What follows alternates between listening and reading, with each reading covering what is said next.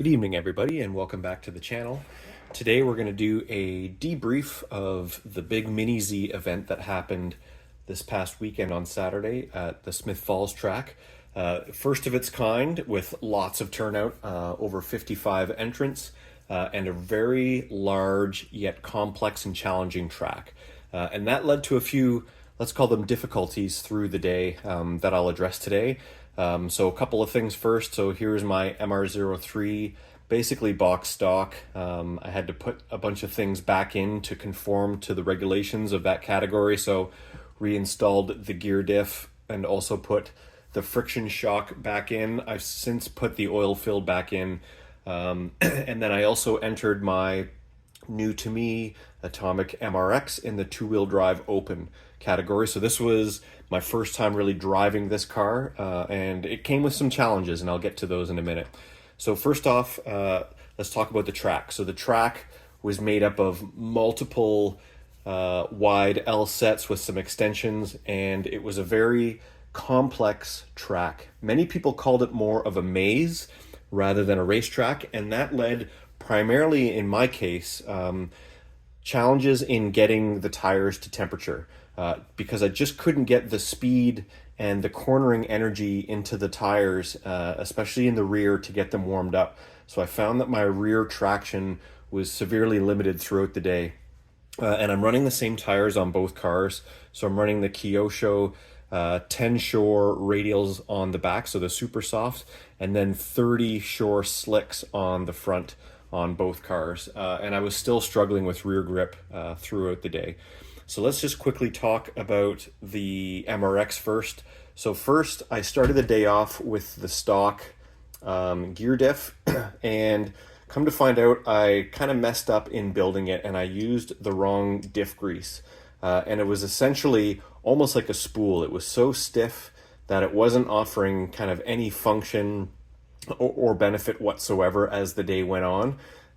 So I opened it back up and cleaned out the incorrect grease that I used, and I put some 12.5K diff lube in there, and it's significantly looser now, so we'll see how that works the next time. But in the meantime, I had taken the ball diff from my Kyosho, which I had to remove to conform to the specs, and I put it in the an Atomic, and it fit perfectly.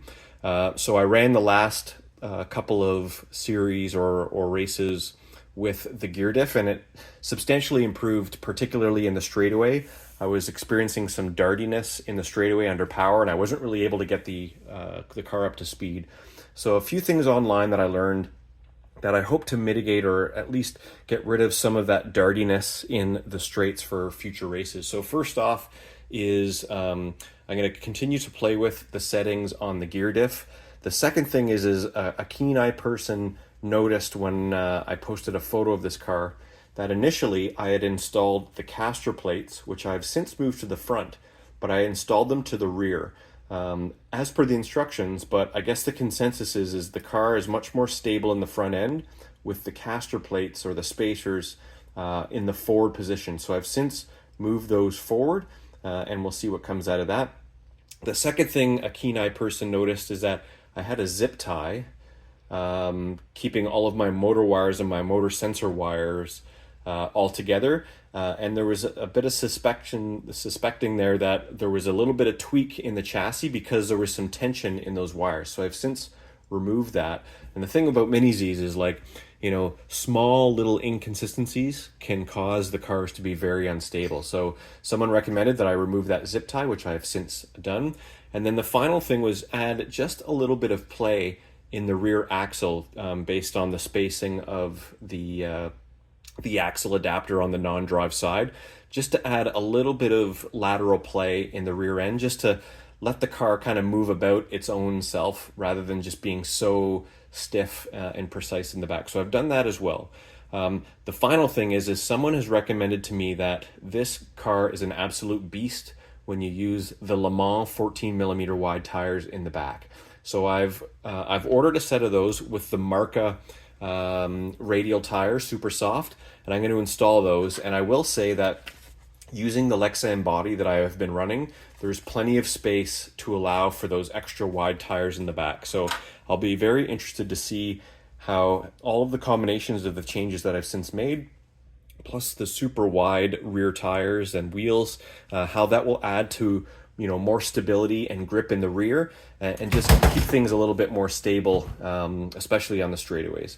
And then the final thing is with my radio. So I'm running the MT12 Radio Master, and one thing that I've never really played with is the throttle dual rate. So I've always just kept the throttle set at 100% and then trusted the trigger finger to modulate the amount of throttle and speed going through the car.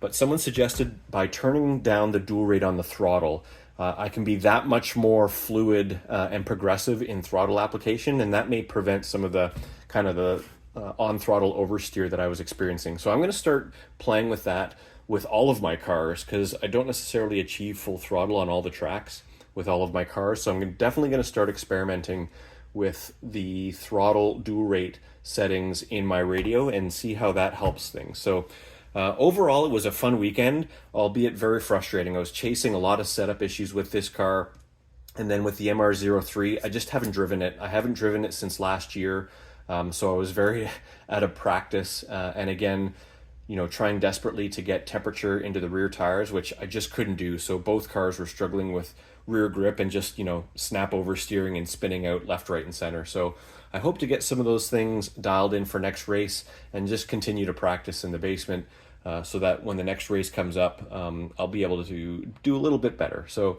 I'll report back and let you guys know on how those changes affect the handling of both cars.